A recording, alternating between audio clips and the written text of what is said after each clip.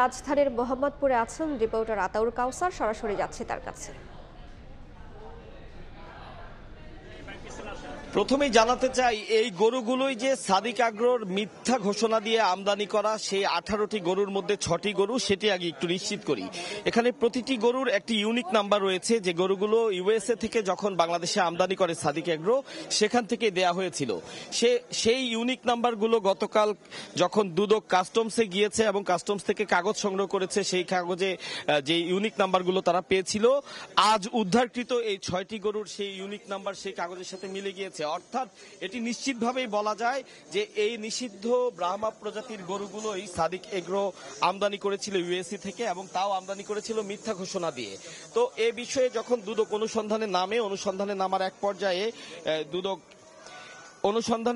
এক পর্যায়ে দুদক সাভারে আরেকটি খামারেও গিয়েছিল, কিন্তু সেখানে এই গরুগুলো পায়নি। সেখানে তারা আরো ছোট 7টি ব্রাহ্মা প্রজাতির গরুর সন্ধান পেয়েছিল, এবং সে রাতে আরেকটি গোপন সংবাদের ভিত্তিতে কামরাঙ্গীরচরে একটি খামারে তারা গিয়ে কোটি টাকা মূল্যের যে গরু, যেটি কোরবানি ঈদের সময় বেশ ভাইরাল হয়েছিল, সেই গরুটির সন্ধান তারা পেয়েছিলেন।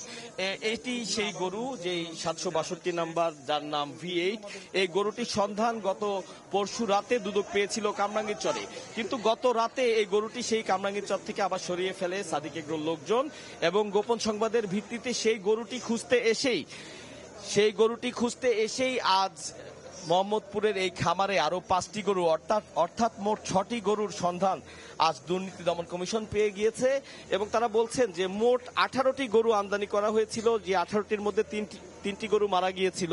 বাকি 15টি গরুর মধ্যে 6টি গরুর সন্ধান আজ তারা এখানে পেলেন। বাকি 9টি গরু তারা অনুসন্ধান অব্যাহত রেখেছেন, এমনটি আমাদের জানিয়েছেন। তো এই গরুগুলো মূলত সাভারের কেন্দ্রীয় গো প্রজনন ও দুগ্ধ খামারে লালন পালনের জন্য দেওয়া হয়েছিল, যেগুলো পরবর্তীতে একটি জালিয়াতির মাধ্যমে আবার সেই গরুগুলো কোনো না কোনোভাবে সাদিক এগ্রোর হাতেই আসে, এবং এই গরুগুলো জবাই করে মাংস বিক্রির একটি নির্দেশনা ছিল সরকারের পক্ষ থেকে, তা সে না করে কোরবানির সময় এই গরুগুলো বাজারে উঠিয়েছিল এবং বড় দাম হাঁকা হয়েছিল। আমি যেমনটি আমার রিপোর্টে দেখেছেন যে 6 কোটি টাকার গরু, এখানে যে 6টি গরু আছে।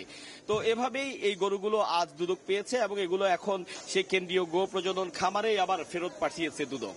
এই ছিল দুদকের আজকের অভিযানের সর্বশেষ আমার কাছে। রাজধানীর মোহাম্মদপুর থেকে সরাসরি যুক্ত ছিলাম।